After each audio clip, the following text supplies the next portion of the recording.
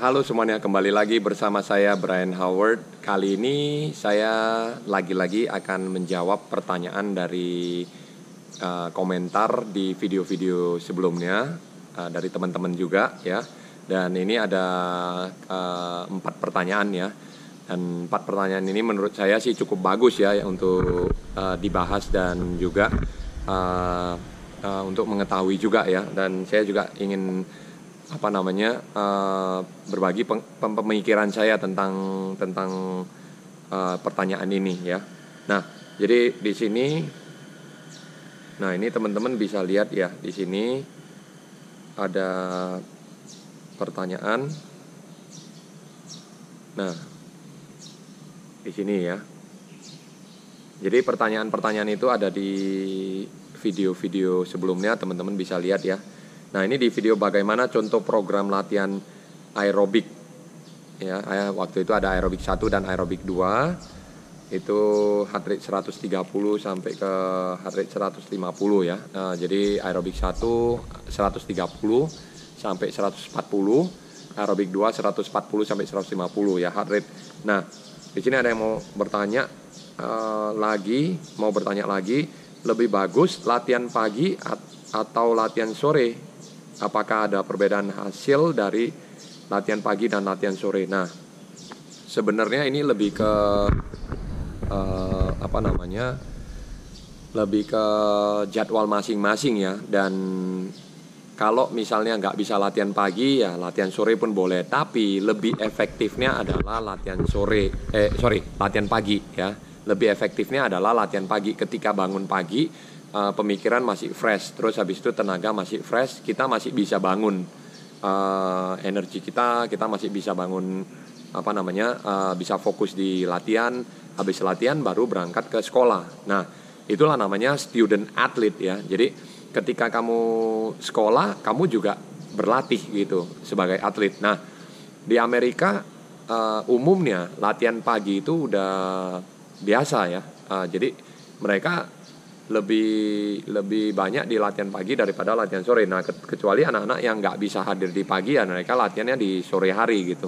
Nah, tergantung jadwal ya. Ketika anak-anak contohnya ada yang harus menghadapi ujian yang lebih berat ya mungkin dia latihannya di sore hari. Tapi latihan ya terus berjalan ya.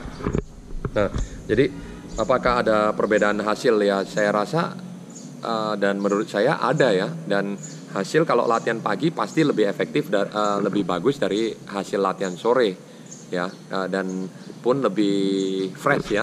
Ketika baru bangun pagi mereka latihan dibandingkan dengan ketika setelah sekolah mereka sudah capek, mulai dari capek badannya, mulai dari capek pemikirannya, fisiknya ya, dan habis itu baru mulai latihan lagi ya. Tentunya ada perbedaan ya.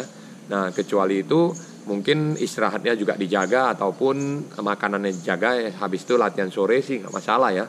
Nah, tapi tetap sesuai dengan kalau bisa sesuai dengan porsi pengembangan atlet jangka panjang. Misalnya umur 13 tahun untuk cowok latihan 6 kali seminggu. Untuk anak umur 11 tahun putri itu latihan 6 kali seminggu gitu ya. Jadi tidak melebihi dari porsi latihan yang harusnya anak ini dapatkan ya. Nah, sehingga tidak merusak ataupun tidak menghambat pertumbuhan anak-anak. Oke, mungkin itu pertanyaan yang pertama ya. Nah, ini kita akan lanjut ke pertanyaan yang kedua. Ada di video bagaimana penerapan energi sistem di nomor lomba 100 dan 200 meter. Nah, ini di sini ya. Teman-teman bisa lihat ya. Nah, izin untuk menentukan pace itu seperti apa di nomor 50 dan nomor lainnya. Kemudian anak didik saya di KU3 ada yang masuk ke tim Popda, kebetulan dapat di nomor 100 punggung. Event di bulan bulan Juni, berarti bulan 6 ya. Minggu kedua, mohon dibuatkan program latihannya, coach. Nah, sebenarnya ya, kalau program latihan itu tidak usah terlalu sulit untuk dipikirkan harus gimana ya. Nah, itu saya pernah ikutin yang namanya sertifikasi A di PRSI itu waktu itu tahun 2019 ya, 2019 apa 2018. Nah, itu yang mentorin Coach Sergio Lopez. Coach Sergio Lopez bilang itu buatlah sesederhana mungkin program itu sehingga anak ini bisa menjalankan program ini ya, dan bisa memahami, dan buat itu sesederhana mungkin ya. Nah, jadi kalau di sini mungkin saya bisa kasih sedikit gambaran ya. Kalau mau buat sampai ke bulan Juni, berarti hari ini kan tanggal 25 April ya.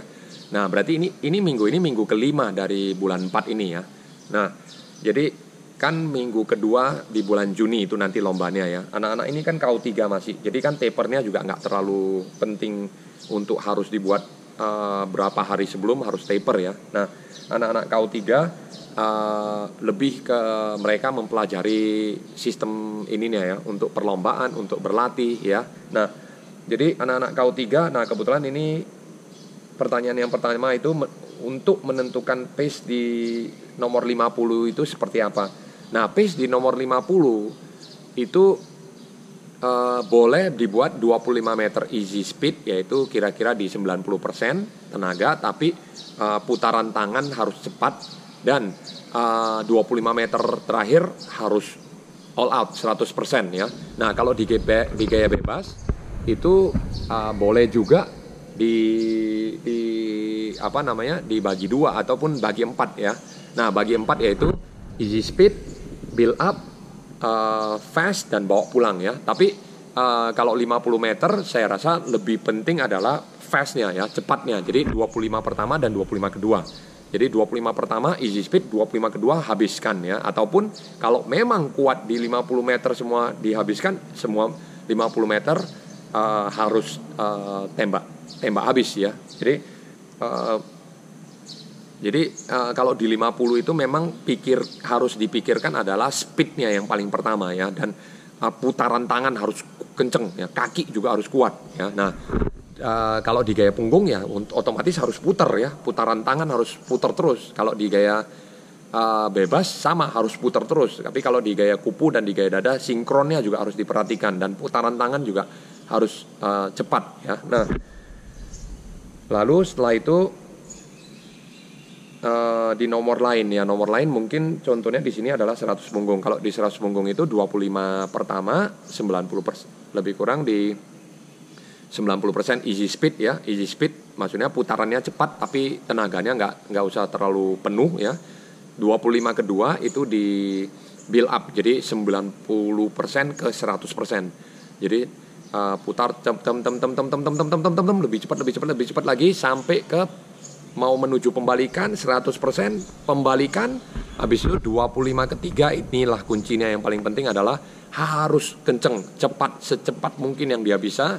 Dan 50 keempat adalah sisanya dari yang cepat itu tahan terus sampai ke dinding ya. Nah, itu mungkin yang untuk kalau ini lebih ke strategi perlombaan ya pace-nya juga ya, gimana cara menentukan pace-nya ya. Nah, kalau untuk latihan boleh dilatih ya, misalnya pace per 50 ataupun pace per 25 ya, per 100-nya. Jadi 4 kali 25 itu ngambil per masing-masing. Contohnya dia base time-nya 1 menit, berarti harus jalan di 15 gitu kira-kira ya. Nah, setelah itu untuk event bulan Juni, nah mohon dibuatkan programnya di minggu kedua bulan Juni. Nah, sekarang kan tanggal 25 April. Berarti kan kalau dihitung itu lebih kurang 7 minggu ya. Nah, kalau 7 minggu itu kita buat aja setiap itu kan meso ya. Kita buat siklus mesonya itu 7 minggu ya. Berarti satu siklus meso ada kayak 7 minggunya itu. Nah, masing-masing minggu itu dibuatkan aja kayak 3 siklus, 3 hari siklus. Jadi siklus hari pertama adalah di aerobik, speed, dan race pace.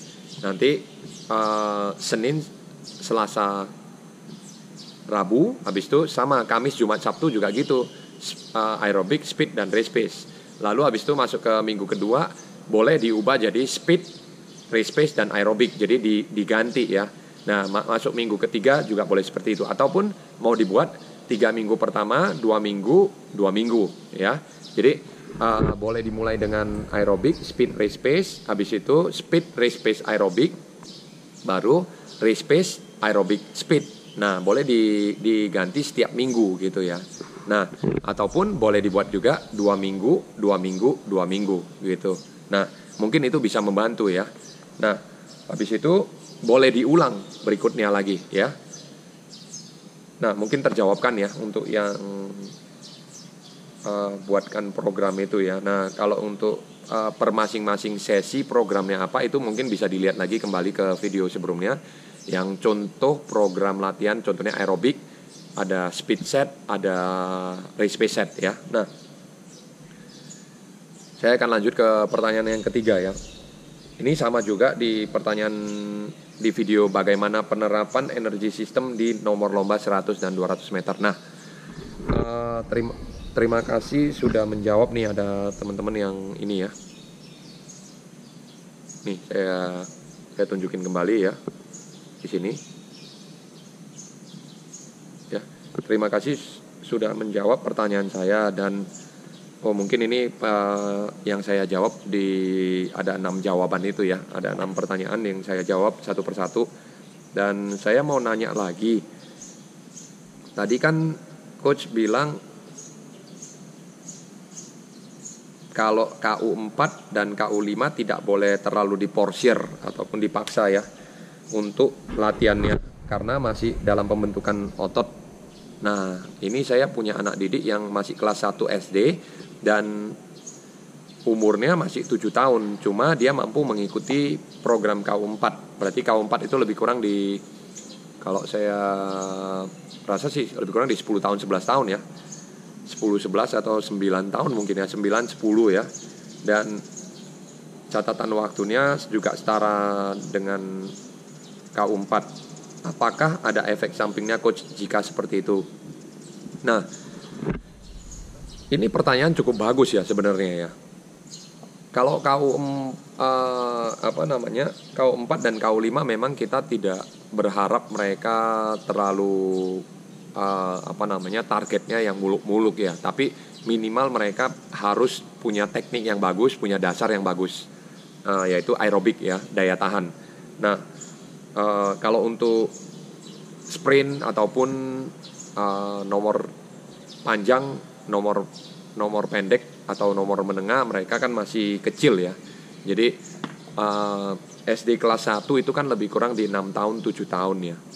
Saya rasa paling latihannya seminggu 2 kali dibatasi. Tapi ya kalau memang dia bisa ikutin program KU4 ya diberikan, boleh diberikan, cuman mungkin dibatasi aja gitu loh. Jadi tidak kalau mereka memang berbakat ya bagus gitu sebenarnya ya. Jadi kalau memang mereka bisa bagus ya nggak masalah, tapi kita juga harus pikirin jangka panjangnya. Nah, inilah yang maksud saya, kita maunya jangka panjang atau maunya jangka pendek. Nah, jangan karena anak ini udah bisa ngikutin yang dari umur 7 tahun bisa ngikutin 11 tahun apa 12 tahun. Oke, bisa sih, nggak masalah. Cuman kita kan pikirin juga jangka panjangnya. Ketika mereka nanti udah umur 11 tahun, 12 tahun, apakah mereka masih bisa kuat seperti itu gitu loh. Dan kita kasih mereka ruang yang lebih besar, dan sehingga mereka ketika nanti umur 11 tahun, 12 tahun mereka bisa maju gitu loh. Jadi nggak di usia dini udah maju, akhirnya ketika nanti mereka usia 11 tahun, 12 tahun majunya sedikit, jadinya kan mereka pikir, loh kenapa saya nggak bisa maju yang pesat ya gitu. Nah, kita harus kasih mereka ruang ya. Nah, itu mungkin yang bisa saya jawab untuk ininya ya. Ada efek sampingnya coach jika seperti itu. Burnout mungkin ya, ataupun kebosanan ataupun kejenuhan, dan akhirnya menyebabkan mereka itu berhenti berenang ya, tidak mau berenang lagi karena jenuh. Dan Kalau mereka bisa maju terus, berbakat dan bisa maju terus ya itu nggak masalah. Tapi kalau mereka nggak bisa maju, itu yang kita sulit untuk memberitahukan kepada mereka sehingga mereka konsisten latihan terus di umur ketika mereka udah 18 tahun, 19 tahun. Jadi pelatih juga harus cukup sabar ya, dan pelatih juga harus bisa mendidik anak-anak sesuai dengan porsinya ya. Boleh sih sebenarnya ya, kita boleh try and error gitu loh. Nah tapi sudah banyak contoh-contoh seperti itu, umur 11 tahun 12 tahun berenangnya juara satu kenceng banget, tapi akhirnya ketika 13 tahun 14 tahun 15 tahun mereka jadi ada yang masih berprestasi sampai umur 14 tahun 15 tahun, tapi 16 17 udah nggak bisa berprestasi lagi. Itu banyak sekali ya, dan pun dari sinilah teman-teman bisa mengambil contoh itu sebagai pembelajaran kita ke depannya, ke masa depan yang akan datang ya. Jadi kita harus melihat future-nya anak-anak, yaitu masa depannya mereka ya. Nah, efek sampingnya yaitu ya berarti kebosanan ya. Kalau mereka sudah berprestasi di umur usia dini, contohnya 11 tahun, 12 tahun, kan berarti kan 7 tahun nih. Kalau 7 tahun kita paksa latihan terus sampai ke 11 tahun, akhirnya mereka maju terus ya, maju. Nanti 12 13 tahun kan belum tentu gitu loh. Ketika udah 5 tahun berturut-turut, nanti berikutnya gimana lagi gitu loh. Jadi kita kasih perkembangan mereka sesuai dengan porsinya mereka ya. Nah, itu mungkin jawaban bisa membantu ya.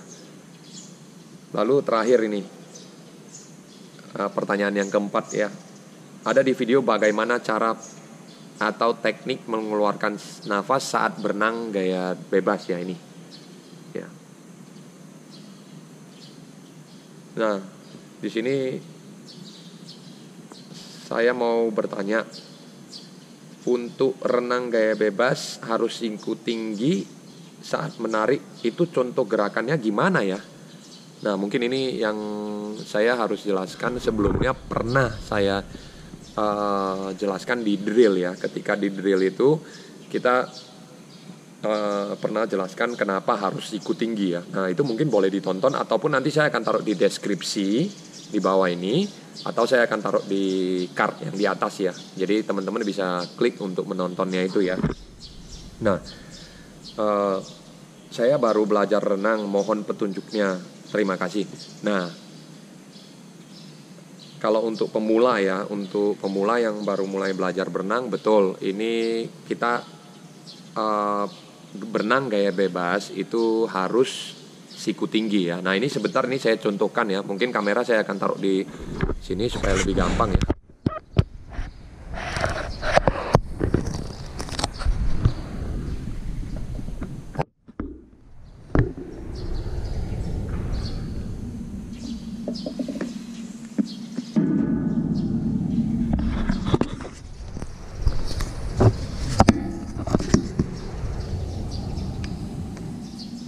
Oke, mungkin saya akan contohkan ya. Kalau teman-teman berenang, ketika berenang, kenapa harus siku tinggi? Karena ketika berenang kita mesti tarik airnya seperti ini nih. Ya, ini kan tarikan air nih kalau gini. Tapi kalau kita drop elbow, contohnya kita turun sikunya, akhirnya kita ngelus air gini. Ya, bukan narik air. Kenapa harus high elbow? Kenapa harus siku tinggi? Karena kita harus tarik airnya ini, tarik airnya. Jadi catch, drive ke belakang, high elbow yaitu dengan posisi seperti ini ya, tangannya di high elbow, ditekuk ya. Habis itu recovery masuknya, ya sama dengan tangan kiri juga gitu, catch. Ketika catch kita harus pakai ini ya, harus pakai siku tinggi. Jadi ketika siku tinggi baru bisa narik kayuh airnya ya, kayuh airnya yang sebelah kiri. Habis itu drive, baru high elbow dan recovery. Nah, jadi kenapa harus kayuh ya? Karena kita kalau nggak kayuh, otomatis kan ketika drop elbow, ketika kita sikunya pendek kan kita jadi ngelus air ya, bukan malah kayuh air, ngelus air jadinya ya.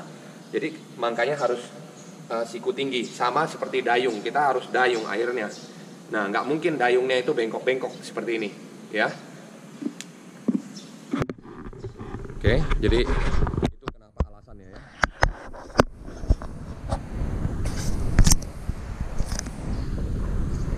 Nah, jadi teman-teman,